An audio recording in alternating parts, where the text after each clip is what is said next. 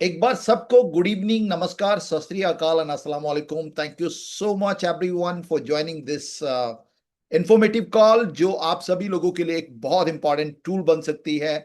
आपकी अंडरस्टैंडिंग को लेकर, आपकी समझ को लेकर एक नया इजाफा आपको मिल सकता है। तो मैं चाहता हूं कि आप पूरी तन्मयता के साथ, पूरे फोकस, पूरे कंसंट्रेशन के साथ यहाँ पर मौजूद रहें। और मैं डेफिनेटली आज यहाँ पर आपकी मौजूदगी एक बात का साक्षी है कि आप लोग इतने रात को भी 9:30 पौने 10 का टाइम हो रहा है और ये कॉल हमारी अप्रोक्सीमेट 11 बजे तक चलेगी। तो आप लोग यहाँ पर जितने भी लोग हैं, लिटरली अपने करियर को लेकर, अपने लर्निंग को लेकर, अपने आगे बढ़ने को लेकर बहुत ही संजीदगी से काम कर रहे हैं, बहुत ही फोकस्ड हैं। एंड उसके लिए मैं बहुत अप्रिशिएट करता हूं from the core of my heart. I appreciate everybody who is participating on this zoom call. तो दोस्तों, आज का जो कॉल है वो बहुत ही एक इंपॉर्टेंट टॉपिक है। और ये टॉपिक आप थोड़ा सा समझने की कोशिश कीजिएगा। आपने कई बार, may be this is not your last platform, पिछले प्लेटफॉर्म्स में आपने बहुत बड़ा पैसा बनाया और बावजूद इसके आप एक पॉइंट पे ऐसे पहुंच गए जहां पर आपके लिए फाइनेंशियल क्रंच था, आपके पास पैसे की कमी थी। और ऐसे अप डाउन्स बहुत सारे लोगों ने अपनी लाइफ में देखे होंगे। मैं उम्मीद करता हूं, दुआ करता हूं कि आने वाले समय में ये समय आपको देखने को ना मिले, लेकिन मुझे ऐसा तजुर्बा है कि बहुत सारे लोगों ने अपनी लाइफ में इस टाइप की वॉलेटिलिटी को, इस टाइप के अप डाउन्स को देखा होगा। ऐसा क्यों होता है कि जब हम फ्लो में होते हैं, पैसा बना रहे होते हैं, सब कुछ अच्छा होता है, फिर ऑल ऑफ अ सडन अगर कहीं भी कुछ बुरा समय आता है, रेनी डेज होते हैं, तो हमें लगता है कि यार सेविंग तो है ही नहीं, हमारा पूरा बजट बिगड़ जाता है। तो आज हम उसके ऊपर चर्चा कर रहे हैं कि इस इंडस्ट्री को, द मोस्ट पेइंग इंडस्ट्री है ये। Network marketing industry is the best पे मास्टर। आप अपना चेक खुद लिखते हैं, आप अपना कमीशन खुद तय करते हैं, आपने इस महीने कितना पैसा कमाना है। This is the only industry जो आपको राइट देती है, जो आपको कैपेसिटी देती है कि आप खुद डिसाइड कर सकते हैं कि आपने कितना पैसा कमाना है।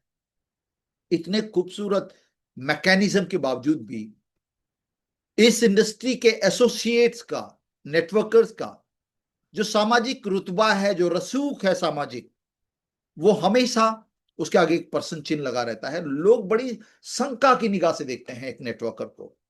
एंड उसका बहुत बड़ा कारण है कि कोई भी नेटवर्कर बहुत जनरली, बहुत फाइनेंशियली स्टैब्लिश नजर नहीं आता है। तो आज हम उस बातों पे, उन प्रैक्टिकल फैक्चुअल डेटा पे बात करेंगे कि क्या कारण है जिसकी वजह से वो फाइनेंशियल स्टेबिलिटी नहीं आती है। और अगर मैं कुछ काम करूं तो हम शायद उस फाइनेंशियल स्टेबिलिटी को हासिल कर सकते हैं किसी एक पैटर्न को फॉलो करके। तो मैं आपके सामने अपनी इस पीपीटी को शेयर कर रहा हूं। इस पीपीटी में हम लोग बहुत सारी चीजों पे आज चर्चा करने वाले हैं और उसमें आज हम बात करेंगे प्रैक्टिकल फाइनेंशियल मैनेजमेंट के ऊपर। किस तरीके से हमने इनकम को बिल्ड करना है।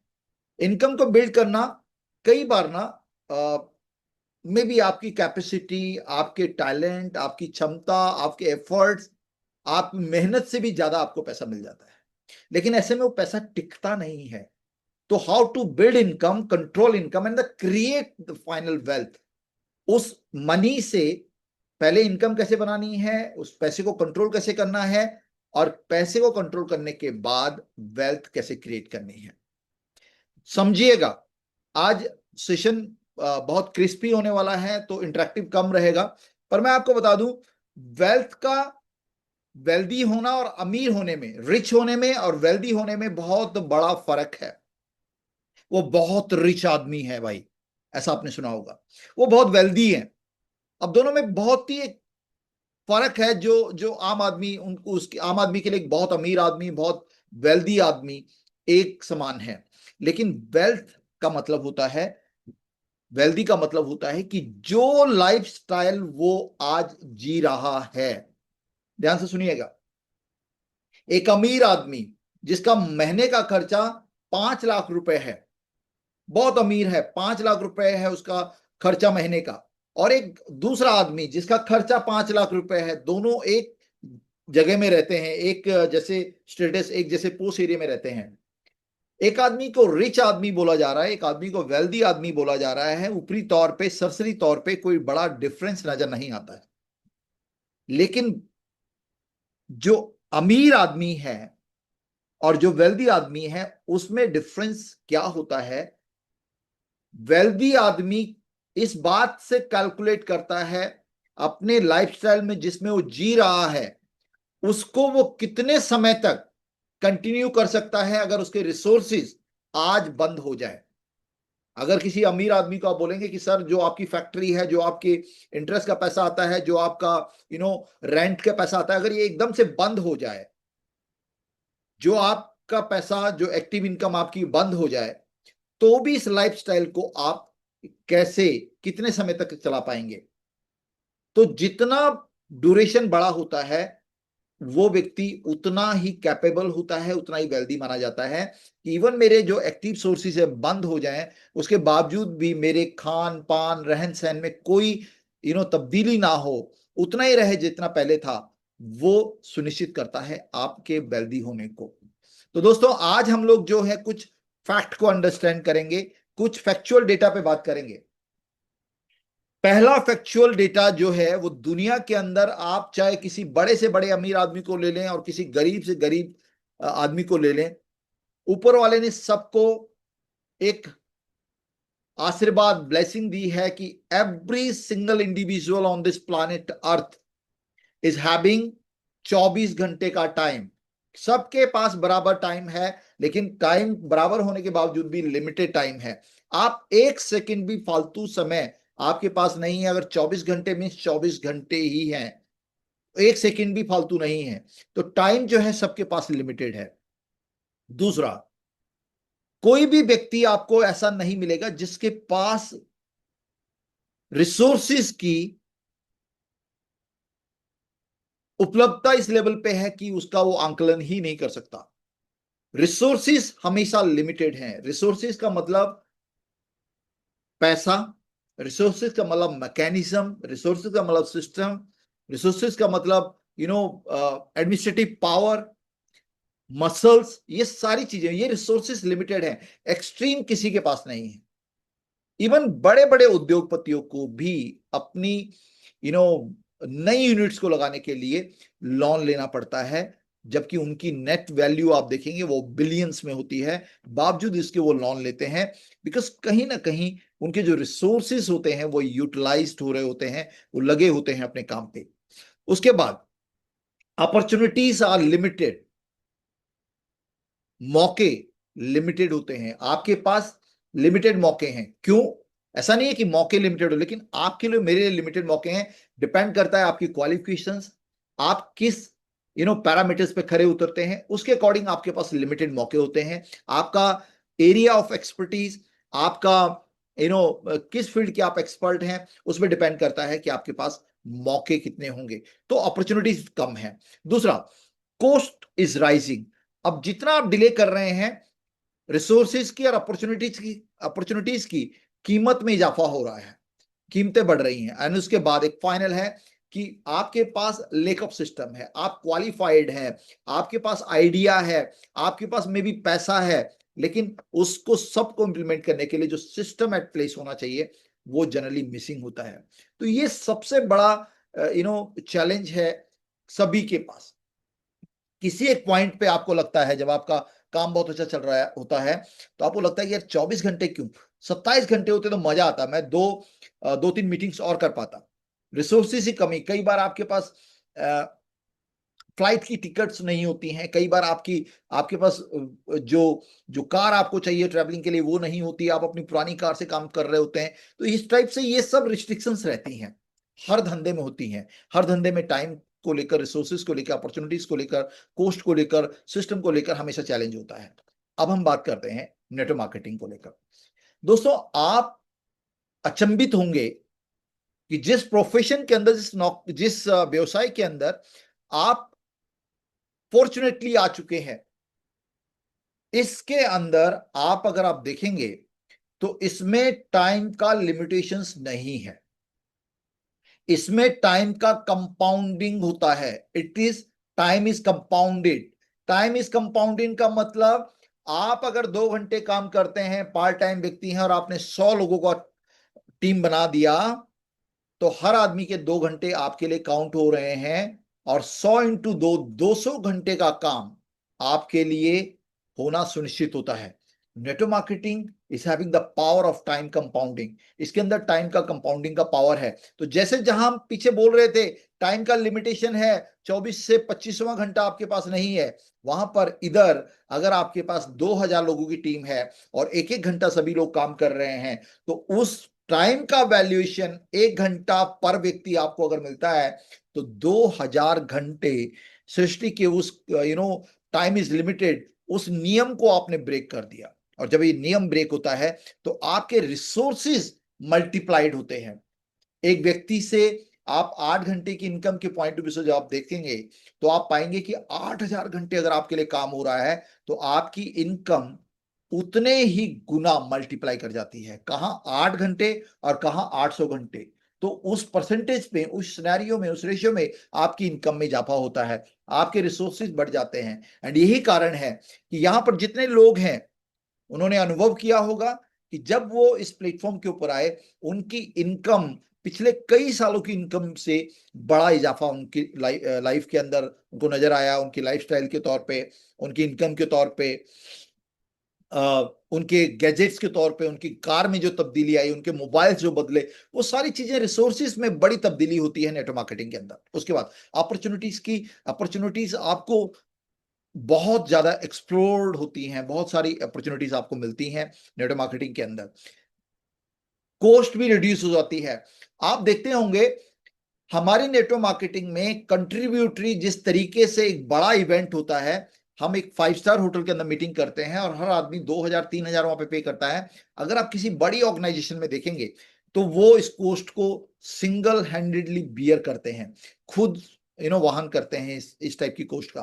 तो यहां पर जो कॉस्ट है, इवन आप 5 स्टार के किसी बड़े इवेंट्स में जाते हैं पूरे दिन के, और वहां पर आपकी जो कॉस्ट होती है वो बहुत मिनिमल होती है, बहुत मिनिमम होती है। तो इस तरीके से यहां पे कॉस्ट का रिडक्शन होता है। एंड प्रूवन सिस्टम है।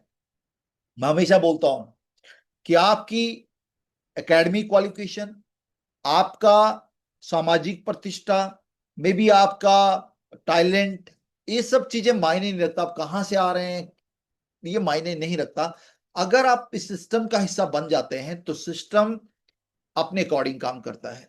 कई लाइव एग्जांपल हम लोग देते हैं अलग अलग उसमें, कि अगर एक लाइट का बल्ब है, उसके जलाने की अगर आप मैकेनिज्म को जानने की कोशिश करेंगे, तो आपको शायद मैकेनिकल इंजीनियरिंग में जाना पड़ेगा, इलेक्ट्रिकल इंजीनियरिंग में 4 5 साल लगाने पड़ेंगे, तब जाके आपको फॉर्मुलेशन और मैकेनिज्म समझ में आएगा कि एक बल्ब किस तरीके से विद्युत उसमें बहती है और किस तरीके से वायर के माध्यम से जलता है। लेकिन अगर आप किसी एक छोटे बच्चे से पूछें कि बल्ब कैसे जलता है, तो वो आपको सीधा उस स्विच के पास लेके जाके उसको प्लग इन करेगा, स्विच ऑन करेगा, और वो बल्ब जग जाएगा, जल जाएगा।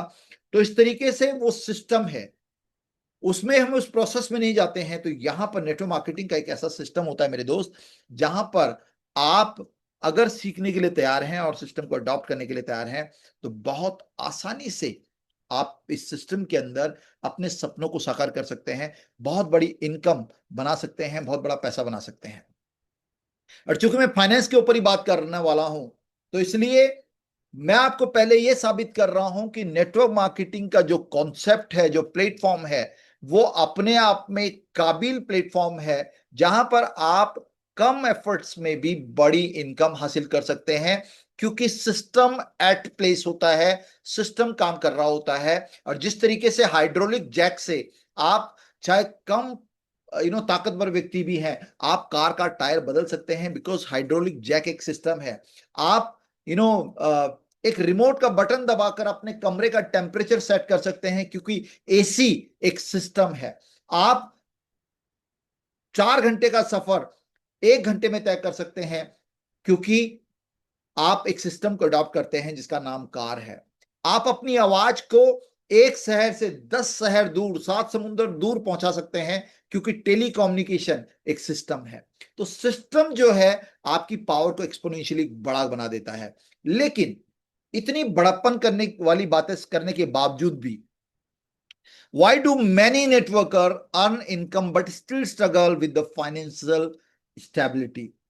ज्यादातर बहुत सारे नेटवर्कर्स आपको ऐसे मिलेंगे जिनके पास तजुर्बा है, जिन्होंने बहुत सारी कंपनियां की हैं, बड़ी अचीवमेंट हासिल की है, बावजूद इसके उनके पास अपनी आईडी का पैसा नहीं है, उनके पास इनिशियल बाइंग करने के लिए पैसा नहीं है, ज्वाइनिंग लगाने के लिए पैसा नहीं है, जबकि उनके पास बहुत सारे गौरवमयी गाथा के पन्ने हैं जिनको वो सुनाते हैं। तो ऐसा क्यों होता है, ऐसा क्यों होता है कि फाइनेंशियल स्टेबिलिटी नहीं मिलती है नेटवर्कर को मोस्ट ऑफ द केसेस में? अदरवाइज मत लीजिएगा, मैं ये मानता हूं कि हमारी कम्युनिटी में बहुत स्टैब्लिश लोग हैं, लेकिन network marketing industry as a whole अगर मैं बात करूं तो एवरेज लोगों के पास फाइनेंशियल स्टेबिलिटी नहीं है, पैसा कमाने के बावजूद भी।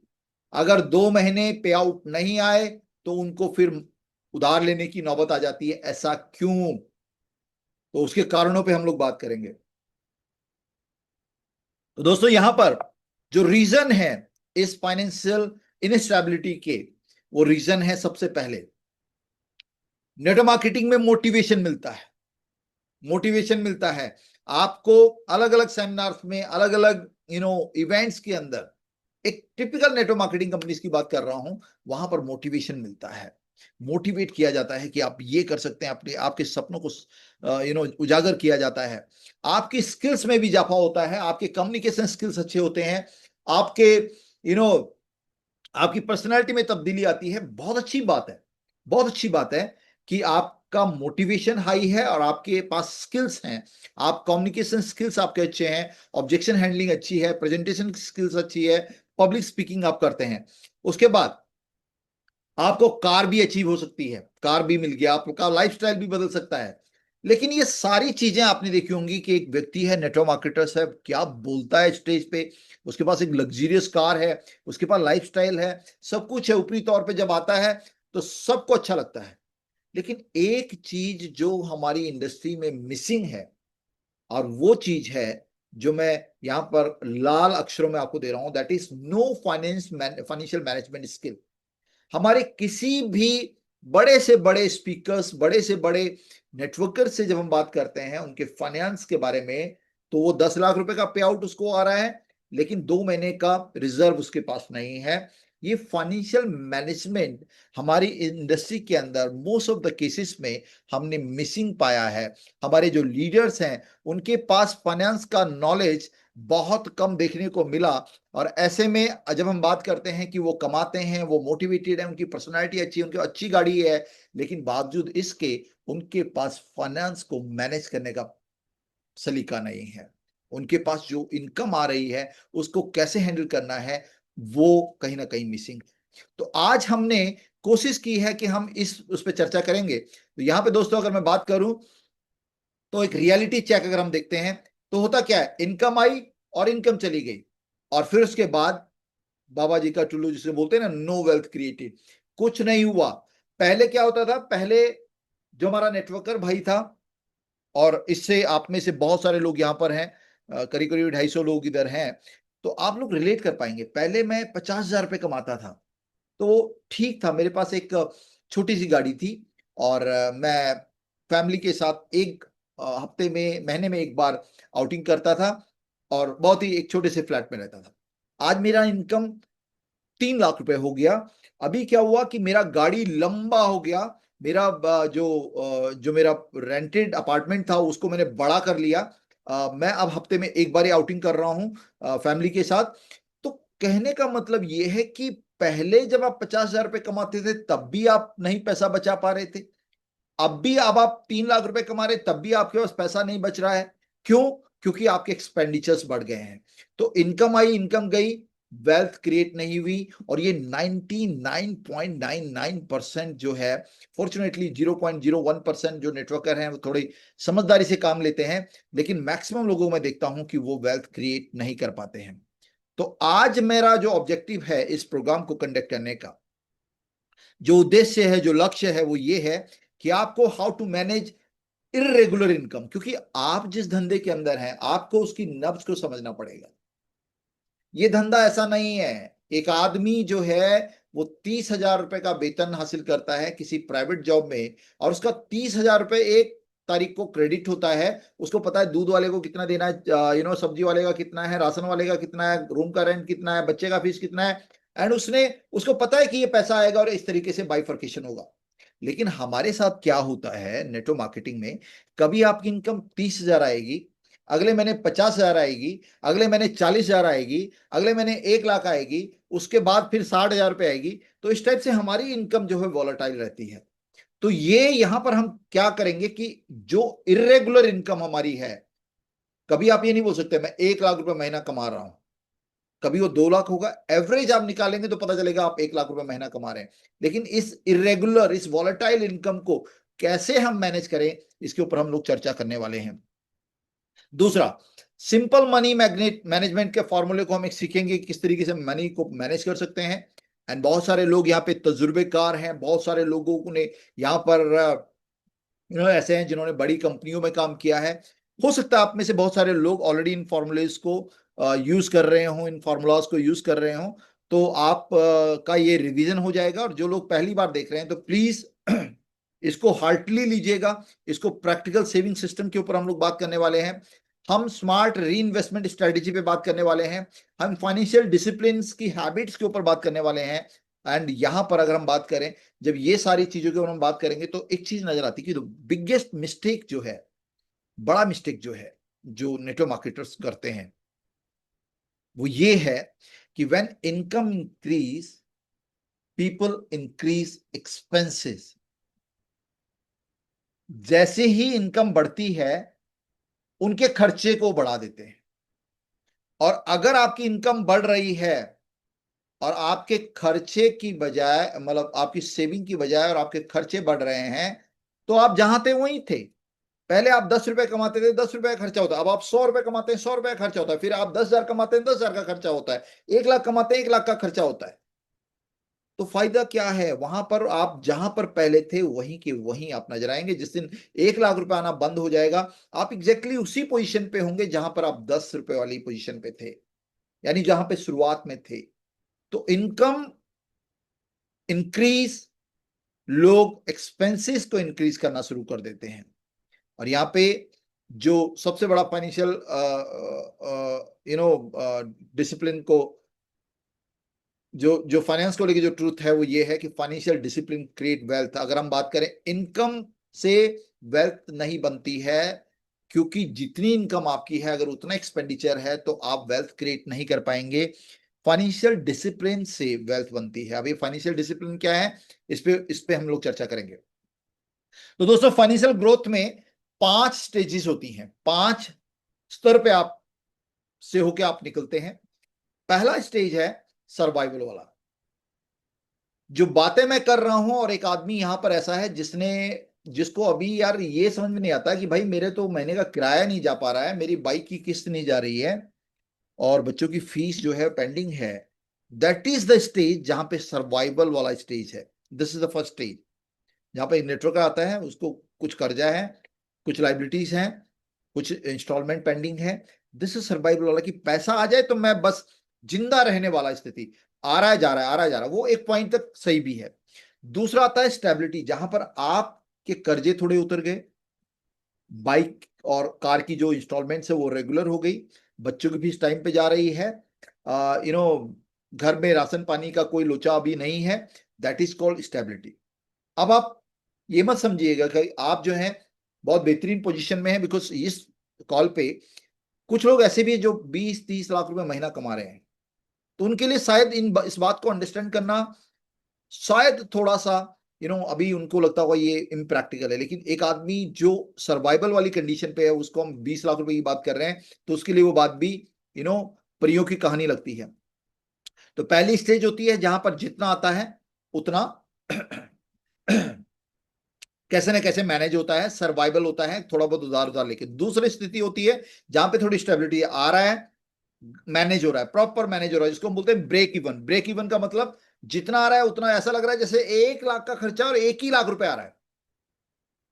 1 लाख रुपए इनकम आ रही है, बट 1 लाख का एग्जैक्ट 1 लाख का खर्चा है, अगले महीने फिर इनकम आनी चाहिए 1 लाख की, तो चलेगा। That is called stability. अभी थोड़ा बहुत स्टेबिलिटी, हल्की फुल्की सेविंग भी चलती है यहाँ पे। तीसरा स्टेज आता है सिक्योरिटी वाला, जहां पर आपको 1 लाख रुपए इनकम आ रहा है, आपका खर्चा 75,000 रुपए हो रहा है, 25,000 रुपए अब आप बचत करना शुरू कर रहे हैं, ताकि आप किसी टफ टाइम में कभी भी आप उसकी जरूरत पड़े, वो सिक्योरिटी वाला फेस होता है।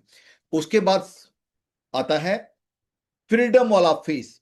कुछ लोग यहां पर हैं जो सर्वाइवल मोड में हैं, कुछ लोग यहां पे स्टेबिलिटी वाले मोड में हैं, कुछ लोग यहां पे सिक्योरिटी वाले मोड में हैं, एंड कुछ लोग यहां पर फ्रीडम वाले मोड में हैं। फ्रीडम वाला मोड होता है कि आप जो मर्जी, मतलब प्राइस टैग नहीं देखना, कुछ भी खरीदना, शोरूम में घुसे, टक टक टक टक 4-5 आइटम उठाया और निकल गए। That is no price tag seeing, उसको देखने का नहीं है किसी भी टाइप का, मतलब पैसा अभी बतेरा आ गया है। और ये दोनों केसेस में, इन चारों केसेस में एक व्यक्ति ऐसा हो सकता है कि अगले दिन अगर उसका इनकम का स्विच ऑफ हो जाए तो फिर रोड पे आ जाए, इवन फ्रीडम वाले मोड से भी। उसके बाद एक मोड आता है जिसको बोलते हैं एबंडेंस का मोड। एबंडेंस होता है जहां पर बहुत अधिकता होती है, एक्सपोनेंशियल ग्रोथ होती है। आपके पास एक्सट्रीम, आपका 1 लाख रुपए का खर्चा है और आपके पास 20 लाख रुपए आ रहा है। अब ये जो स्टेज होता है, दिस इज कॉल्ड एबंडेंस का स्टेज। और जब हम फाइनेंशियल फ्रीडम की बात करते हैं नेटवर्क मार्केटिंग के अंदर, तो हम इस चौथी स्टेज की बात करते हैं। और हम बात किससे कर रहे होते हैं? सर्वाइवल वाले से, स्टेबिलिटी वाले से। तो उसको ये बात समझ में नहीं आ रही होती है। सबसे पहले सर्वाइवल, फिर स्टेबिलिटी, फिर सिक्योरिटी, एंड फिर फ्रीडम, एंड देन एबंडेंस। लेकिन ये सब होने के बावजूद भी कई बार इस चौथी पांचवी पोजीशन से भी हम जीरो पे आ सकते हैं अगर हम सही स्ट्रेटेजी को नहीं अपनाते हैं। तो यहां पर अगर हम बात करें network marketing, problem with network marketing income क्या होती है कि कई बार हम फाइनेंशियल फ्रीडम की बात कर लेते हैं, एबंडेंस की बात कर लेते हैं, लेकिन बावजूद इसके भी जब आप अपनी रिश्तेदारी में जाते हैं, कई बार आपने देखा होगा, मतलब दिस इज अदरवाइज इसको मत लीजिएगा, कि एक आदमी जब जाते हैं कहीं पर और आपको पता चलता है कि आपके एक रिलेटिव हैं जो मात्र 1 लाख रुपए सैलरी उनको मिलता है, गवर्नमेंट की जॉब में है, और उनका लाइफस्टाइल आप देखते हैं तो they are sometime far better. उनकी जो घर की स्थिति है, पारिवारिक शांति है, उनके चेहरे का जो नूर है वो बेहतरीन होता है उस व्यक्ति से कि जो 10 लाख रुपए कमा रहा है। अब आपको लगता है ये कैसे यार, हम तो इनसे ज्यादा पैसा कमा रहे हैं, बावजूद इसके इनकी लाइफ बड़ी स्टेबल, बड़ी शांत नजर आ रही है। ऐसा क्यों? ऐसा इसलिए कि हम नेटवर्कर की लाइफ में कुछ चैलेंजेस होते हैं। सबसे पहले, इनकम हमारी फिक्स नहीं होती है। अगर फिक्स इनकम है तो आप प्लान आउट कर सकते हैं, लेकिन जब इनकम ही फिक्स नहीं है तो हम प्लानिंग नहीं कर सकते, हम बड़ी प्लानिंग नहीं कर सकते। और इसीलिए इसीलिए आई एम सॉरी टू से, मोस्ट ऑफ द जो नेटवर्क मार्केटर्स हैं उनको बैंक लोन देने से कतराता है।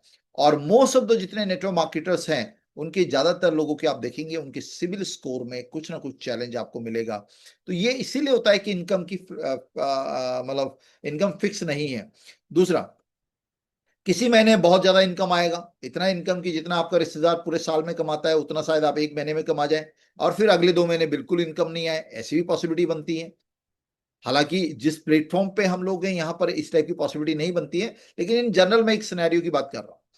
सो ट्रेडिशनल बजटिंग फेल हो जाती है कि इतना पैसा आएगा, इतना इतना लगा दो, वो उस टाइप का ट्रेडिशनल बजटिंग हम लोग नेटवर्कर्स नहीं कर पाते हैं। एंड इसके लिए हमारे पास एक फ्लेक्सिबल फाइनेंस मैनेजमेंट का सिस्टम का रिक्वायरमेंट है, जो अब हम लोग चर्चा करेंगे। यानी हमारे पास जो एक कन्वेंशनल जो बजट होता है किसी भी घर का, हमारा बजट उस बजट से डिफरेंट होना चाहिए, और उसके लिए हमें फ्लेक्सिबल फाइनेंस मैनेजमेंट की जरूरत पड़ेगी। और इसके लिए मैं रेफर करना चाहूंगा टी हार्व एरेक करके, ये ऑथर हैं। ये इन्होंने एक थ्योरी बताई थी कि किस तरीके से आप छोटे से स्तर पे भी अपने फाइनेंस को बेहतरीन मैनेज कर सकते हैं। वो बोलते हैं the single biggest difference between financial success and financial failure is how well you manage your money. आप अपने पैसे को किस तरीके से मैनेज करते हैं, कितने बेहतरीन तरीके से मैनेज करते हैं, ये सुनिश्चित करता है कि आप फाइनेंशियली सक्सेस होंगे या फाइनेंशियल फेलियर का सामना करेंगे। It is simple to master money, you must, it is simple, to master money you must manage money. बहुत साधारण है, अगर आपको पैसे को मास्टर करना है, पैसे को डोमिनेट करना है, तो आपको उसको मैनेज करना आना चाहिए। अगर आपको पैसे के साथ खेलना है तो आपको उसको मैनेज करना आना चाहिए। अगर आप पैसे से काम करवाना चाहते हैं तो आपको पैसे को मैनेज करना आना चाहिए।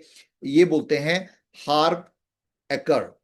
तो ये एक बहुत बड़े फाइनेंशियल एक्सपर्ट हैं और इनकी काफी ये बहुत बड़े ऑथर भी हैं।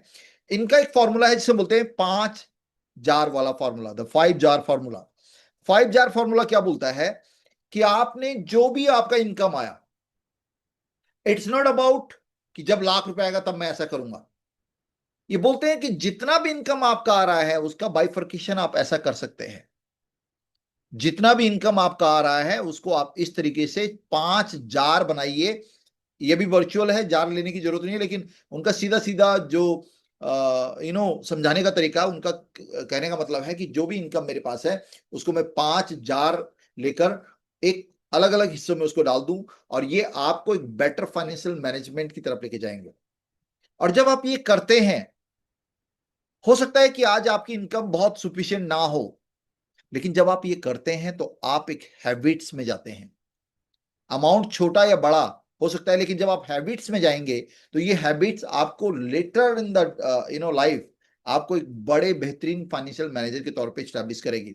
तो सबसे पहले जो आपके लिए है वो है सर्वाइवल इनकम, यानी वो पैसा जो आपके जीवन के लिए बहुत जरूरी है, आपके लिविंग एक्सपेंसेस। तो टोटल इनकम का 40% आपके लिविंग एक्सपेंसेस में जाने चाहिए, यानी जो आपको सरवाइव करने के लिए चाहिए। आपका खान पान, रहन सहन, रेंट, बिजली का बिल, टेलीफोन का बिल, इंटरनेट का बिल, बच्चों का फीस का खर्चा, ट्रांसपोर्टेशन का खर्चा, ये सब मिला के आपकी टोटल इनकम का 40% होना चाहिए। That is sufficient enough. ये काफी होता है। तो 40% आपने एक अकाउंट में डाल देना। ये इन्होंने जो थ्योरी दी है, ये 5 जार की थ्योरी दी है, लेकिन अगर आप दूसरे तरीके से देखें तो आपके पास 5 अकाउंट हो सकते हैं। पॉसिबली ये 40% वाला अकाउंट आपकी वाइफ का हो सकता है कि आपका जो इनकम आया, 40% of the amount I will send to my wife का अकाउंट, बिकॉज वो घर का सारे एक्सपेंसेस वो देखती है। तो यहां पर बिजली के बिल से लेकर एक अकाउंट आपका ऐसा हो सकता है, या फिर आप पर्सनली हैंडल करते हैं तो आपके पास एक अकाउंट हो जिसमें आपका 40% जाए। दूसरा, 20% आपकी इनकम का आपके बिजनेस के अंदर री इन्वेस्टमेंट के तौर पे होना चाहिए। जो भी आप कमा रहे हैं, आप ₹100 से भी अगर लेके चलें तो ₹20 एक सेपरेट अकाउंट में जाने चाहिए, जो आपकी बिजनेस की ग्रोथ में आपकी री इन्वेस्टमेंट के तौर पे जाएंगे। 10%, 20% अगेन आपका 20% जाना चाहिए इन्वेस्टमेंट के लिए। दोनों चीजों में फर्क समझिएगा। ये उस बिजनेस में जाएगा जिसमें आप ऑलरेडी एक्टिव हैं, और ये जाएगा एक एडिशनल सोर्स के लिए आपकी इन्वेस्टमेंट के तौर पे। ये आपकी दूसरी इन्वेस्टमेंट 20% जानी चाहिए। उसके बाद चौथे जार में 10% जाना चाहिए आपकी लर्निंग के लिए, 10% आपकी लर्निंग के लिए, एंड 10% आपकी फन के लिए, आपके लाइफस्टाइल के लिए, आपके गैजेट्स के लिए, आपके पर्सनालिटी के लिए, आपके एंजॉयमेंट के लिए। तो इस तरीके से अगर हम देखें तो आपकी इनकम जो आई उसका 40% जो मेजर पार्ट है वो आपने डाल दिया घर के लिए, यानी वो जाएगा एक ऐसे अकाउंट में जहां से आपके रोजमर्रा के खर्चे निकलेंगे। 20% आपके बिजनेस, जिस बिजनेस के अंदर आप हैं उसके अंदर इन्वेस्टमेंट होना चाहिए, ताकि आपका यहां पर कॉर्पस बढ़े, आपका यहां पे वॉल्यूम बढ़े, और आपको एक मुफ्त इनकम बेहतरीन अगली बार और बड़ी इनकम आए। 20% आप एक एडिशनल आउटर इन्वेस्टमेंट में लगा सकते हैं। ये आपका खुद का निश्चय हो सकता है। आप एक अकाउंट ऐसा बना सकते हैं कि मैं प्रॉपर्टी के लिए 20% एक्यूमुलेट करूंगा। आप ये कर सकते हैं कि मैंने यू नो आप क्रिप्टो में इन्वेस्ट कर सकते हैं, आप शेयर मार्केट में इन्वेस्ट कर सकते हैं, या फिर पॉसिबली आप एक नया आईडी अपना क्रिएट कर सकते हैं जहां पर आपको उस 20% का एक सर्टेन अमाउंट मिलना शुरू हो जाए। लर्निंग के लिए 10%, एंड अपने लाइफस्टाइल और अपने खुद के लिए भी 10% आपको निकालना चाहिए। तो इधर इस तरीके से हमारे 5 जार का फॉर्मूला यहां पर लागू होता है कि आपकी इनकम का बाइफर्केशन ये होना चाहिए। अब इनकम चाहे बड़ी हो चाहे छोटी हो, कई बार हम लोग बोलते हैं कि आपकी टीम में एक व्यक्ति है जो हाई पोटेंशियल का है और वो आपको बोलता है कि सर आप औरंगाबाद में रहते हैं, प्लीज पुनः मुझसे मिलने के लिए आ जाइए। और आप सोचने लग जाते हैं कि यार मेरे पास तो अकाउंट में 20,000 रुपये पड़ा हुआ है, लेकिन अभी बच्चे का फीस देना है, ये देना है, वो देना है। आपको उस टाइम पर याद आएगा कि मेरा एक बिजनेस री इन्वेस्टमेंट अकाउंट है। बिजनेस री इन्वेस्टमेंट अकाउंट मतलब वो अमाउंट जो मेरे बिजनेस की ग्रोथ, मेरे इस वर्तमान बिजनेस जिसमें मैं हूं, उसकी ग्रोथ में री इन्वेस्टमेंट जाएगा। एक व्यक्ति से आपकी मुलाकात, साइबर कैफे, सॉरी कैफे का बिल पे करना, ये सारे एक्सपेंसेस, आपके ट्रैवलिंग के एक्सपेंसेस, ये 20% से जाएंगे। तो वहां पर आपको कभी ये खेद नहीं होगा कि मेरे पास से ये एडिशनल बर्डन मेरे को पड़ गया, क्योंकि आपका एक अमाउंट है, एक अकाउंट है जिसमें 20% अमाउंट हर बार आप डाल रहे हैं। जिस बार आपका इनकम आया 1 लाख रुपए, उसमें 20,000 रुपए गए। जिस बार आपका इनकम आया 10 लाख रुपए, उसमें 2 लाख रुपए गए। और इस तरीके से आप पाएंगे कि 5-6 महीने के बाद आपका एक ऐसा अकाउंट बना हुआ है जिसमें 2-4 लाख रुपए पड़े हुए हैं। आप कोई टाइम किसी पॉइंट पे आपको अपने बिजनेस की ग्रोथ के लिए कोई इन्वेस्ट करना पड़ता है, या फिर किसी टीम को स्पॉन्सर करना पड़ता है, या फिर उनके लिए स्पेशल कोई कंडक्शन, कोई प्रोग्राम करना पड़ता है, तो वो बहुत आसानी से आप मैनेज कर सकते हैं। तो ये काम क्यों करता है?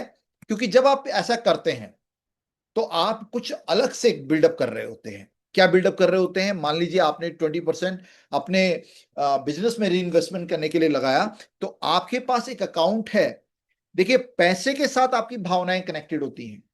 अगर आपके पास एक ही अकाउंट है, उसमें सारा पैसा डला हुआ है, और आपको कहीं 2,000 खर्च करने पड़े, जो कि बहुत बड़ा अमाउंट नहीं है, फिर भी आपको लगे यार ये 2,000 रुपये मैंने इसके ऊपर खर्च कर लिए। लेकिन आपने क्या किया हुआ है, एक अकाउंट सेपरेट रखा हुआ है। हर इनकम को 20% आप इस अकाउंट में डालते हैं, और ये अकाउंट आपने अपनी टीम के लिए रखा हुआ है। 20% जो री investment in your business account है, ये अमाउंट आपने अपनी टीम के बिल्डअप करने के लिए, बिजनेस में री इन्वेस्ट करने के लिए रखा हुआ है। और ऐसे करते करते 5-5, 10-10 हजार रुपए करते करते, 20-20 हजार रुपए करते करते, आप पाएंगे कि इसमें अमाउंट जो पड़ा हुआ है उसको खर्च करने में आपको किसी टाइप का इमोशनल पेन नहीं हो रहा है। जनरली पैसे के साथ आपका इमोशनल कनेक्ट होता है। जब आपको यह पता है कि ये बजट ही मेरा री इन्वेस्टमेंट का है, तो आपके अंदर से भी मेंटल सपोर्ट आपको मिलती है।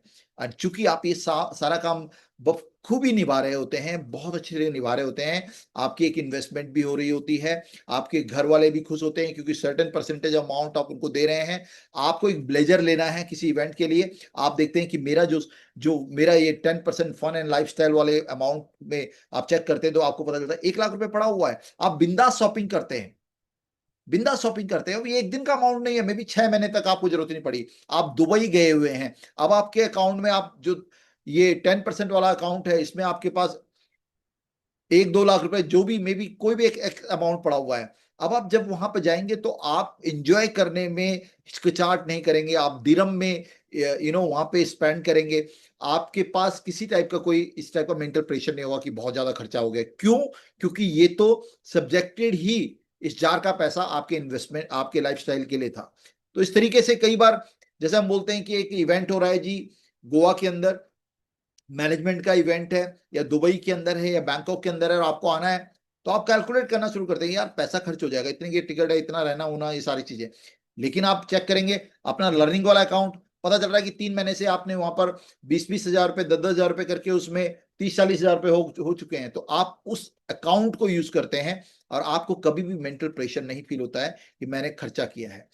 ये सिस्टम इसलिए काम करता है क्योंकि साइमल्टेनियसली आप बिल्ड कर रहे होते हैं क्या, अपना लाइफस्टाइल। आप एक इंप्रेशन क्रिएट कर रहे होते हैं। आपकी टीम में आपकी जो फीलिंग, आपको लेकर जो फीलिंग है, लोग जो आपको देख रहे हैं, उनको लग रहा है कि यार टीम के प्रति समर्पण कितना बड़ा है। और आपने समर्पण नहीं, आपने एक सर्टेन परसेंटेज निकाल के रख दिया अपनी टीम के लिए, जो री इन्वेस्टमेंट इन बिजनेस है। आपका बिजनेस जो है बिल्ड हो रहा होता है इन सारी चीजों की वजह से।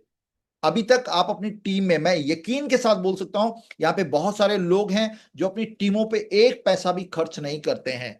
फॉर्चुनेटली उनके पास अच्छी टीमें हैं, और टीम वाले उनको देखते हैं, और वो टीम वालों को देखते हैं, और आपस में उनकी आंखों में आंखें बातें होती हैं, और कहीं ना कहीं वो नेगेटिव टॉक ही होती होगी, जहां तक मुझे लगता है।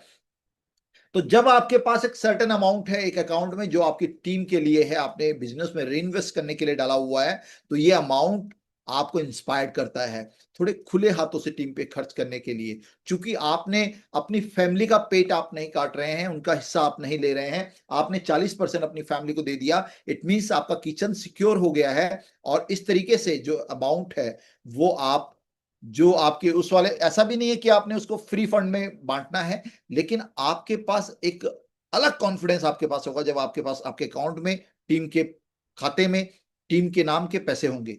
इस टाइप से आपका नॉलेज में भी आप इन्वेस्ट कर रहे होंगे, बिकॉज ट्रेनिंग के नाम पर भी आपने 10% रखे हुए हैं, and end of the day ये पैसा आप ही का है। इन केस अगर कोई इमरजेंसी होती है तो आप इस अमाउंट को डेफिनेटली यूज कर ही सकते हैं। फ्यूचर की वेल्थ आप क्रिएट कर रहे हैं, बिकॉज 20% पैसा आपने इन्वेस्टमेंट में लगा रखा है। उसमें आप हमारी एसेट्स को, एम क्वाइन को, बिटकॉइन को, इथेरियम को, राइसर को, अलग अलग उसको परचेज कर सकते हैं। जो 20% अमाउंट आपके पास है, कभी आपको लगता है कि मार्केट फेवर कर रही है, आप इन कर सकते हैं। कभी आपको लगता है कि मार्केट में बहुत बेहतरीन पोजीशन पे आप पहुंच चुके हैं, आप आउट हो सकते हैं। तो आपका इन्वेस्टमेंट भी कहीं ना कहीं आपके लिए काम करना शुरू करता है। तो एक फाइनेंशियल डिसिप्लिन का एक रूल है सर। वो रूल ये है कि बहुत सारे लोग जितना पैसा आता है उतना ही पैसा खर्च कर देते हैं, उतना ही उनका एक्सपेंडिचर बढ़ जाता है। तो उसमें सबसे पहला जो, कोई भी काम करने से पहले आप अपने आप से 3 सवाल पूछिएगा। सबसे पहला सवाल, क्या मुझे इसकी जरूरत है? अगर आंसर हाँ आता है तो आपका दूसरा सवाल ये होता है, will it help my growth? क्या ये मेरी ग्रोथ में मदद करेगा? अगर आंसर हाँ आता है तो तीसरा क्वेश्चन आपने पूछना है, इज इट इमोशनल स्पेंडिंग? कहीं ऐसा तो नहीं मैं किसी को दिखावे के लिए भावनाओं में बह के खरीदारी कर रहा हूं? अगर इस दोनों सवालों के आंसर यस और इसका ना आता है तो आपने उस परचेज के लिए आगे जाना है। मोस्ट ऑफ द केसेस में जब आपके पास पैसे होते हैं और नई नई नया नया पैसा आया होता है, तो बहुत अजीब सा एक बटरफ्लाई पेट में दौड़ रही होती है, ये खरीद लूं, वो खरीद लूं, ये खरीद लूं, वो खरीद लूं। तो ये 3 सवाल जब आप पूछते हैं अपने आप से कि अब क्या मुझे, क्योंकि पैसा आपके पास आएगा, आप एक ऐसे सिस्टम का हिस्सा बन चुके हैं कि सूनर और लेटर, देर सबेर, आज नहीं तो कल आपके पास बहुत बेहतरीन पैसा आने वाला है।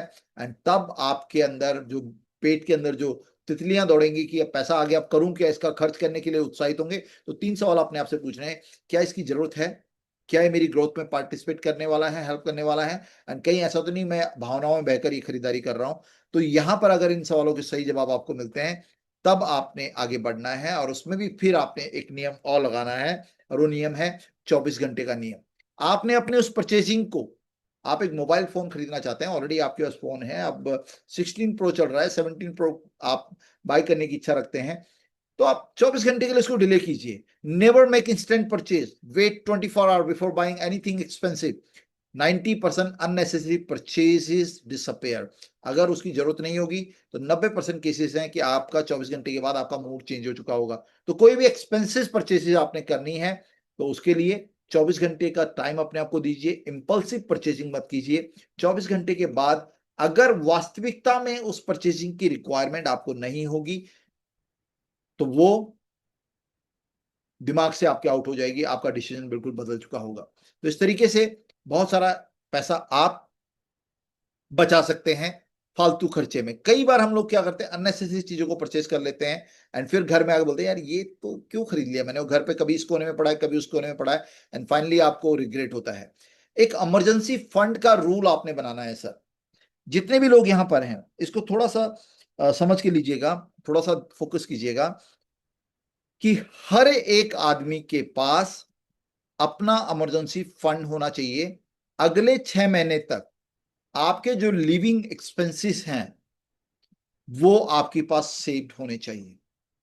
आपके घर के खर्चे कितने हैं, प्लस आप जिस गाड़ी से को ड्राइव करते हैं उसकी इंश्योरेंस, उसके मेंटेनेंस, उसका फ्यूल का खर्चा कितना है, ये सब कैलकुलेट करके आप जो मूव करते हैं तो आपको अप्रोक्सीमेट महीने का आपका खुद का खर्चा कितना होता है, चाय पानी इधर उधर ये सारी चीजें, वो सारा कैलकुलेट करके और उसको 6 महीने से आप मल्टीप्लाई कीजिए, और उतना फंड आपके एक अकाउंट में, इमरजेंसी फंड अकाउंट में होना चाहिए। यानी जितना अमाउंट आपके पास है उस अमाउंट को, मान लीजिए एक छोटा सा एग्जांपल है कि किसी के घर का खर्चा 20,000 रुपये महीना है, तो 20,000 इंटू 6 महीने का 1,20,000 रुपए आपके पास सिक्योर होने चाहिए। आपके पास सिक्योर होने चाहिए एटलीस्ट किचन का खर्चा, कि कोई भी ऐसा आकस्मिक टाइम आए तो घर का खाना पीना, रसोई के खर्चे, बच्चों के खर्चे, जो जिनको आप कट शॉर्ट नहीं कर सकते हैं, ऐसे एक्सपेंसेस को एड ऑन कीजिए, उसको 6 से मल्टीप्लाई कीजिए। किसी का घर का खर्चा 20,000 हो सकता है, किसी का घर का खर्चा 2 लाख हो सकता है। अगर 2 लाख रुपए घर का खर्चा है तो 6 महीने का मतलब है 12 लाख रुपए आपके अकाउंट में रहने चाहिए। अब ये अकाउंट में रहने का मतलब ये नहीं है कि आप इसको सेविंग अकाउंट में डाल दो। आप इसको कहीं ऐसी जगह लगा सकते हैं जहां पर इसको एक क्लिक में आप विड्रॉ कर सकें। मसलन आप एफडी कर सकते हैं 12 लाख की, आप एफडी कर सकते हैं 1,20,000 रुपए की। मान लीजिए बहुत सारे लोग ऐसे हैं जो गांव खेड़े से आते हैं, गांव में बहुत ज्यादा एक्सपेंसेस नहीं होते, तो 20,000 रुपए मान के चले एक एवरेज फैमिली का एक्सपेंस है, तो 20,000 इंटू 6 महीने का एक्सपेंस 1,20,000 रुपए का आप एफडी करा दीजिए। एफडी करा दीजिए तो इसमें क्या होगा कि आपका जो यू नो मुद्रास्फीति की दर जो होती है, जो मतलब जैसे पैसे का जो गिरावट आती है या फिर जो कॉस्ट बढ़ती है, उसको मीटअप कर पाएगा। और एफडी एक ऐसा हुआ है कि आप अगले दिन उसको विड्रॉ कर सकते हैं इन केस इमरजेंसी, तो आप हर महीना विड्रॉ कर सकते हैं। एक बैंक के अंदर क्वांटम ऑप्टिमा एक ऑप्शन आता है, क्वांटम क्वांटम ऑप्टिमा। ये क्वांटम ऑप्टिमा में क्या होता है कि आपका सेविंग अकाउंट का पैसा एफडी में चला जाता है।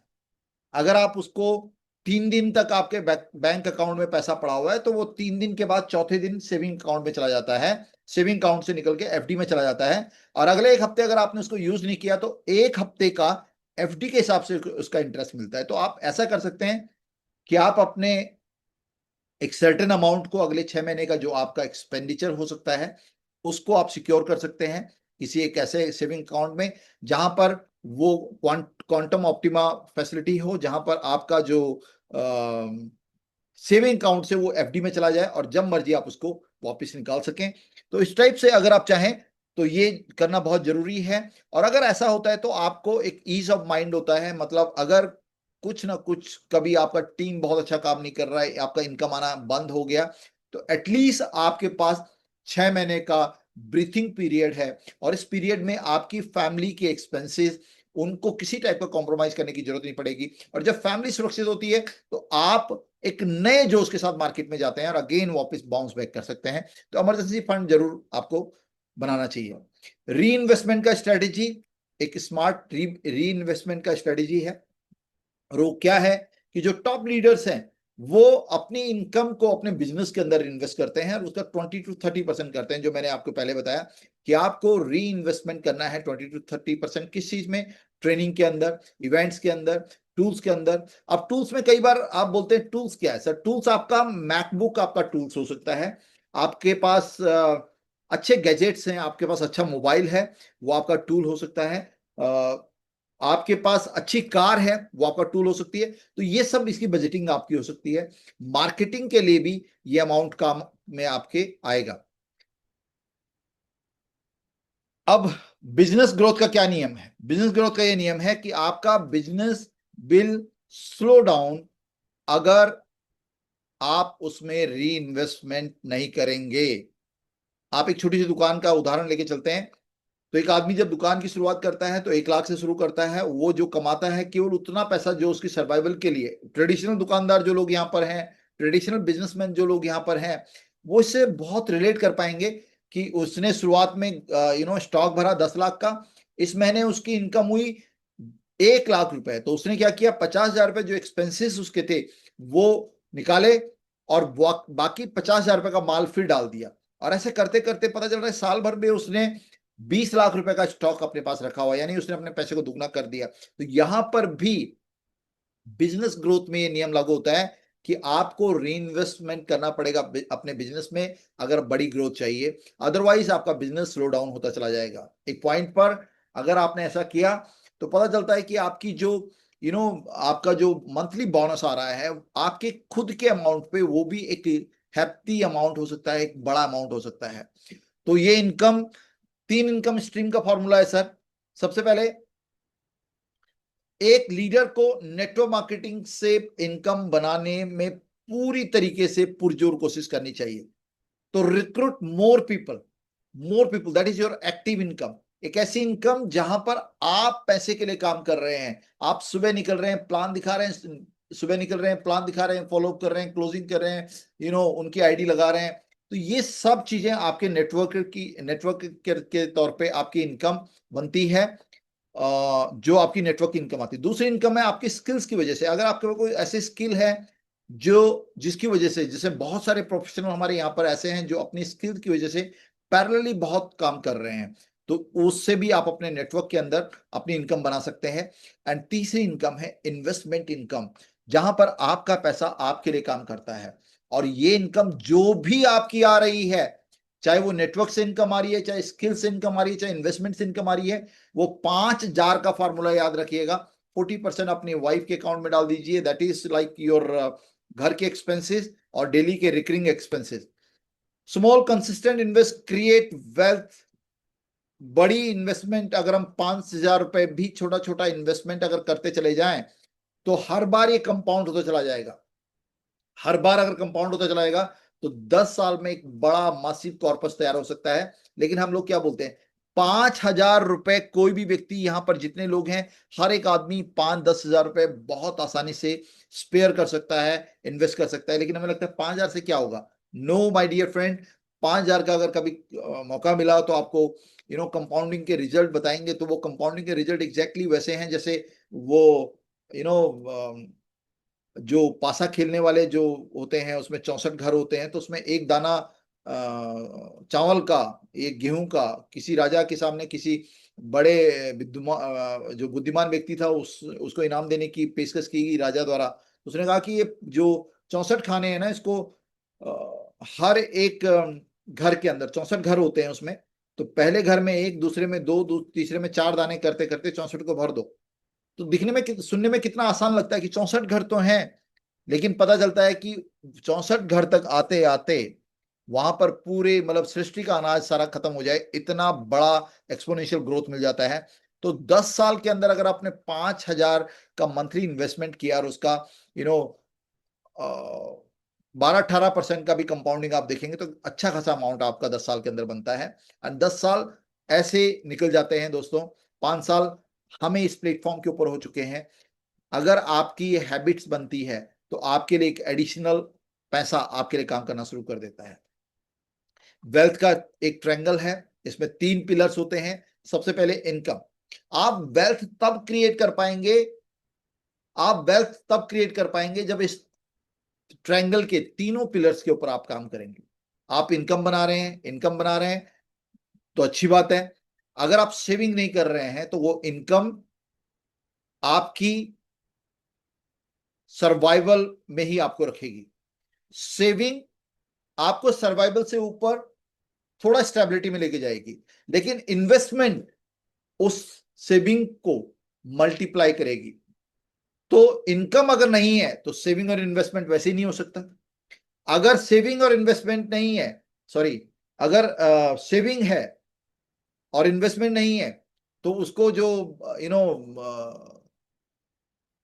मार्केट की वॉलेटिलिटी, कॉस्ट जो हर साल बढ़ती है, वो उसके प्राइस को खत्म कर देगी। तो यहां पर इनकम, सेविंग और इन्वेस्टमेंट तीनों पे हमें फोकस करना है। इनकम बनेगी आपके नेटवर्क से, एक्टिव इनकम के तौर पे आपको 100% अपना देना है। सेविंग्स हमारी होंगी जब हम जार वाले फॉर्मूले को यूज करेंगे, एंड इन्वेस्टमेंट वहां पर आपकी जो सेविंग हुई है उस जार वाले फॉर्मूले से जब आप उसको लगाते हैं सही जगह पर, सही इन्वेस्टमेंट को अगर आप करते हैं, चाहे वो आप हमारे प्लेटफॉर्म के ऊपर करें, यहाँ पर आप बेहतरीन पोजीशंस पे हैं और वहां पर आप इन्वेस्ट करते हैं, तो वो भी आपको एक अच्छा अमाउंट दे सकता है। अदरवाइज आपके पास बाकी विकल्प भी मार्केट के मौजूद हैं। तो ये कहीं ना कहीं आपके लिए एक एडिशनल सोर्स ऑफ इनकम बनता है।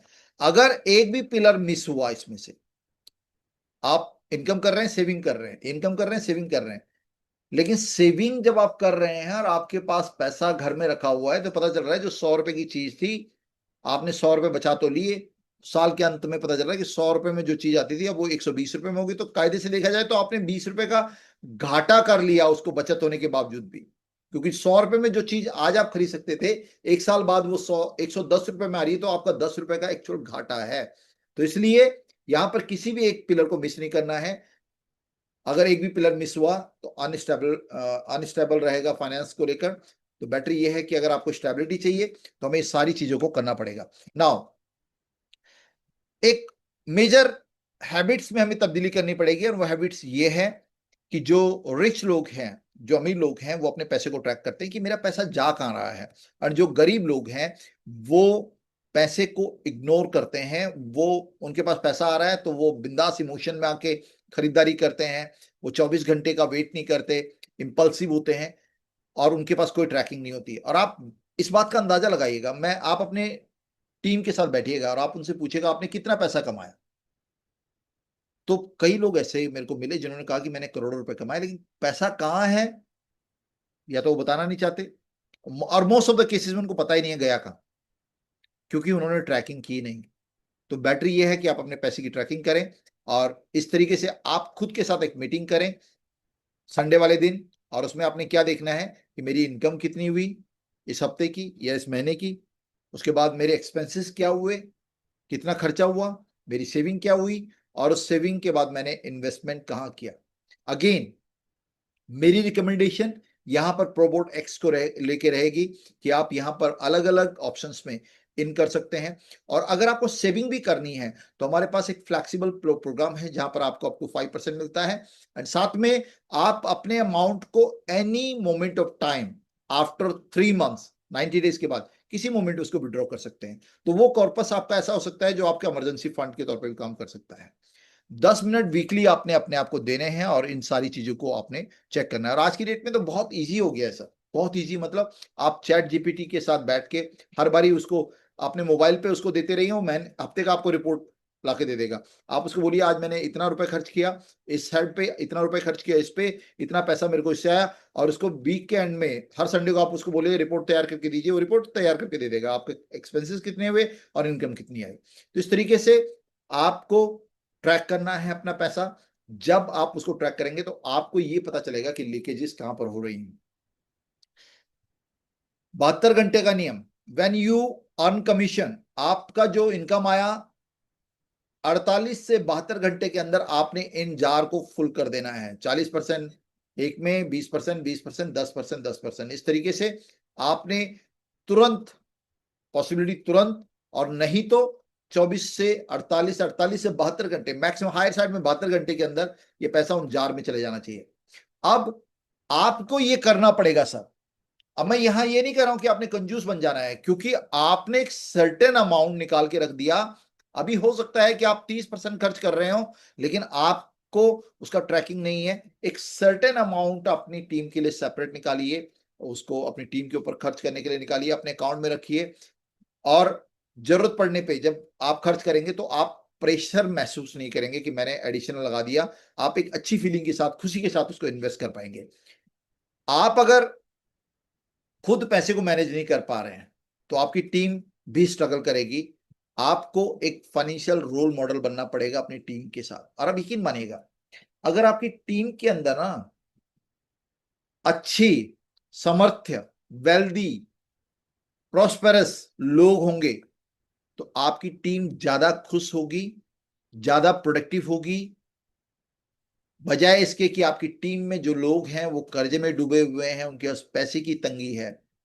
उसकी बजाय आपकी टीम में अगर अच्छे रिच वेल्दी लोग होंगे तो वो ज्यादा अच्छा परफॉर्म करेंगे। और उसके लिए आपको ए 5 जार वाले फॉर्मूले को अप्लाई करना चाहिए आज से ही, और अपनी टीम में भी इसको अप्लाई करना चाहिए, कराना चाहिए, सो दैट आप भी उनके सामने एक रोल मॉडल के तौर पे बने और लोग आपको फॉलो करें। तो financial management is not about saving money, ऐसा नहीं है कि कंजूस हो जाना है, it is about creating freedom. ऐसा नहीं है कि हमें बोल रहे हैं कंजूस हो जाइए, ये it is about creating creating security. आपको ये फील ना हो यार मेरे पास पैसा खत्म हो गया तो क्या होगा, बिकॉज आपके 2-3 अकाउंट ऐसे होंगे जिनके साथ आपका इमोशनल कनेक्ट ही नहीं होगा। मान लीजिए आपने 20% निकाला इन्वेस्टमेंट के लिए। अब एक छोटा एग्जांपल, आपने 1 लाख रुपए आपको इनकम आया, आपने 20% तुरंत एक अकाउंट में डाल दिया जो आपका इन्वेस्टमेंट का अकाउंट है। ये इन्वेस्टमेंट के अकाउंट में 20% चला गया।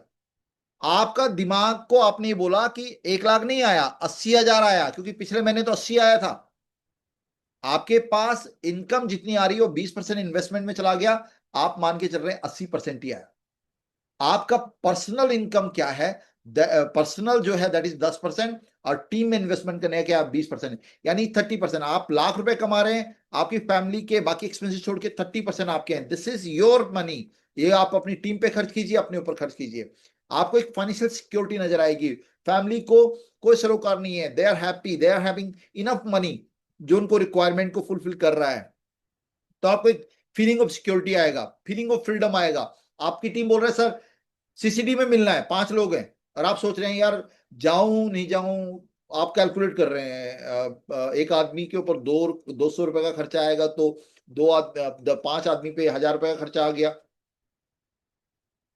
अगर आपके पास उस अकाउंट में 2 लाख रुपए पड़े हुए तो you will never never never ever feel like कि यहां पे मेरे को 1,000 का खर्चा आने वाला है। रीजन बीइंग कि आपके दिमाग ने उसको सेपरेटली असाइन कर दिया है कि ये मेरे टीम का ही पैसा है। एंड इससे आप एक लिबरल तरीके से बात करेंगे, अपनी टीम के ऊपर जब खर्च करेंगे तो एक अच्छी मनसा आपके चेहरे पे नजर आएगी, खुशी नजर आएगी। आपके पास ऑप्शंस होंगे बहुत सारे इन्वेस्टमेंट के पॉइंट ऑफ व्यू से भी। तो फाइनेंशियल हैबिट आज ही जो आपको बदलनी है सर, ये कुछ चीजें आपने बदलनी है। इंपल्सिंग बाइंग कम कर दीजिए। इंपल्सिंग बाइंग होती है जब आप बिना सोचे समझे खरीदारी करते हैं, और उसका सीधा तरीका ये है कि 48 घंटे तक अपने कोई भी काम आप कर रहे हैं। कई बार, हाँ, कई बार ये भी होता है नेटवर्कर्स में ये भी बड़ी बात होती है कि कई बार आपके पास एक व्यक्ति आया, बोला सर हमारा वाला ये जो स्कीम है ना, इट्स रियली गुड, ये वाला प्लान बहुत अच्छा है। और आपका अंतरात्मा कई बार ऐसा बोलता है नहीं नहीं इसको ज्वाइन करना है। आप उसको 24 घंटे का डिले कर दीजिए। 24 घंटे बाद आपके पास 10 फीडबैक ऐसे आ जाएंगे जो आपको नेगेटिव कर देंगे। और मे बी अगर ऑप्शन वो नहीं रहा तो आप उसको 24 घंटे या 48 घंटे के बाद उसको मना कर देंगे। तो इंपल्सिंग बाइंग नहीं करनी है, उसमें थोड़ा टाइम लेना है। तो यहां पर जो नो सेविंग की आपकी आदत है, इस महीने इतना पे आउट आया, इतना इतना निकल गया, इतना अगली बार इतना पे आउट आएगा, टोटल पे आउट चला गया। और ये ऐसा 90% लोगों के साथ हो रहा है। 10% लोग ही हैं जो ठीक से मैनेज कर रहे हैं, और वो भी सिस्टम से मैनेज नहीं कर रहे, उनका पैसा अधिक आ रहा है इसलिए मैनेज हो जा रहा है। तो इसलिए सेविंग का आदत डालिए। दूसरा, जो पैसा आप कमा रहे हैं, जो आप खर्च कर रहे हैं, उसको ट्रैक करना शुरू करें। और जब आप ये करेंगे तो आप पाएंगे कि आपको फील हो रहा है वो पेन कि यार मेरा पैसा यहां पर बेकार जा रहा है। आपकी टीम में खर्च हुआ पैसा आपका इन्वेस्टमेंट है। आपकी टीम के ऊपर खर्च किया गया पैसा आपका इन्वेस्टमेंट है। आपकी टीम को दिए गए आपके गिफ्ट आपका इन्वेस्टमेंट है। और अगर कहीं पर आपको ऐसा करना पड़ता है, मान लीजिए आपने एक अपनी टीम के लिए एक बोनांजा निकाला, आपने बोला जो जो ये क्वालिफाई करेगा मैं उसको 30,000 रुपए का एक यू नो टैब दूंगा। अब ये जो टैब आपकी टीम में जाएगा तो वो उनकी प्रोडक्टिविटी को भी इनहेंस करेगा। आपका जहन में आप अपने अकाउंट को चेक करोगे, कौन सा बिजनेस इन्वेस्टमेंट अकाउंट, तो उसमें आपको पता चलेगा उसमें 2-3 लाख रुपए पहले पड़े हुए हैं। और कई बार ऐसा होगा कि आप उसको ध्यान में ही नहीं रहेगा, और जब आपकी टीम को सपोर्ट करने की बारी आएगी, खट से आप बिना सोचे समझे एक बड़ा अमाउंट लगा पाएंगे। और अगेन ये आपकी टीम को एक नई एनर्जी देगा, आपकी टीम में एक नया जोश लेके आएगा, आपकी टीम में एक नई इंटीग्रिटी आएगी, और ऑब्वियस है बिजनेस वॉल्यूम तो बढ़ेगा ही बढ़ेगा। तो ट्रैकिंग करना है सर। 30 डेज का फाइनेंशियल चैलेंज आपने लेना है। 30 दिन में ट्रैकिंग एवरी रुपी जो आप खर्च कर रहे हैं। और इसके लिए बहुत ईजी है। जिन लोगों को चैट जीपीटी का जानकारी है, नहीं मालूम है, तो अपने प्ले स्टोर पे जाइए, चैट जीपीटी टाइप कीजिए, आपको एक एप्लीकेशन मिलेगा, उसमें लिखिएगा hi chat GPT, please become my financial adviser, please become my financial mentor, कृपा करके मेरे फाइनेंशियल मेंटर बन जाइए। अब आपने क्या करना है, जो भी एक्सपेंसेस आप कर रहे हैं एंड उसको बोलना है। आप उसको बोल सकते हैं, अगर आपको टाइप करना नहीं आता हिंदी में बोल सकते हैं, हिंदी में लिख सकते हैं, कृपया करके मेरा अकाउंटेंट बन जाइए, मैं आपको रोज के एंट्री दूंगा, और फिर हफ्ते में हम लोग एक बारी बात करेंगे। तो जो आप कर रहे हैं चैट जीपीटी पे डालते रहिए। फाइनली हफ्ते में संडे वाले दिन उसको बोलिए बताइए मेरा ट्रैकिंग क्या है, तो आपको बताएगा आपने इतना पैसा इधर खर्च किया, इतना पैसा, इतना आपका इनकम आया, यहां पर ये गड़बड़ है।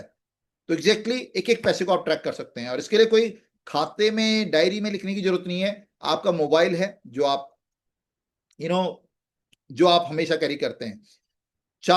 जो 5 जार की मैंने बात बताई, डिवाइड इनकम इनटू जार, वो जारों को आपने यूज करना है। जार मतलब वो अकाउंट्स हैं, एक्चुअली अकाउंट्स को आपने यूज करना है। इमरजेंसी फंड बनाना है सर।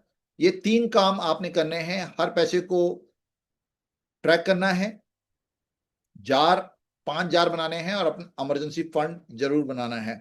सक्सेस फॉर्मूला सिंपल, पैसा कमाओ, मैनेज करो, उसको मैनेज करने के लिए जार वाला फॉर्मूला, पैसा कमाने के लिए नेटवर्क मार्केटिंग, प्रोपोर्ट एक्स से पैसा कमाओ, मैनेज करो और मल्टीप्लाई करो उसको री इन्वेस्टमेंट करके, उसको अलग अलग पोर्शंस पे, अलग अलग ऑप्शंस पे इन्वेस्ट करके।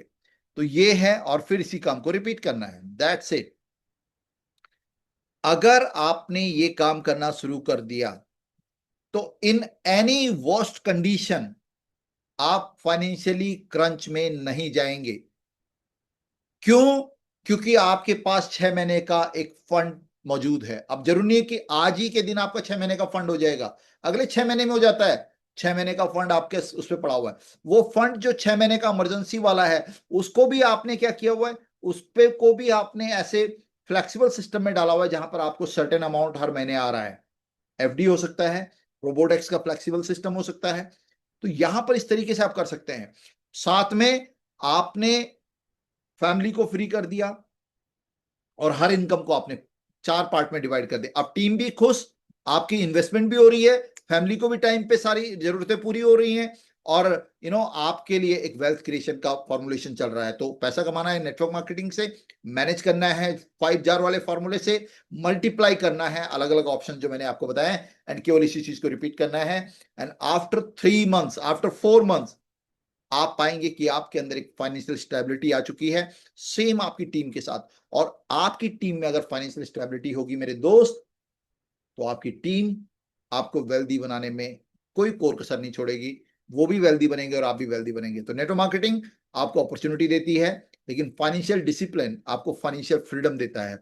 जो लोग फाइनेंशियल फ्रीडम की बात करते हैं नेटवर्क मार्केटिंग के अंदर, बहुत सारे लोग बोलते हैं नेटवर्क मार्केटिंग क्यों कर रहे हो, फाइनेंशियल फ्रीडम के लिए। फाइनेंशियल फ्रीडम नेटवर्क मार्केटिंग की अपॉर्चुनिटी से नहीं आएगी, फाइनेंशियल फ्रीडम आएगी डिसिप्लिन से, और डिसिप्लिन आएगा जब आप अपने पैसे को मैनेज करना सीखेंगे। तो मैं उम्मीद करता हूं कि आपको ये फॉर्मुलेशंस, ये फॉर्मूलाज समझ में आए होंगे, और उम्मीद करता हूं कि आप इनको अप्लाई करेंगे कल से, और इनफैक्ट आज से ही आप अप्लाई करें तो ज्यादा अच्छा रहेगा। तो बहुत बहुत धन्यवाद आप सभी लोगों का कि आप यहां पर बने रहे लास्ट तक, और मैं उम्मीद करता हूं कि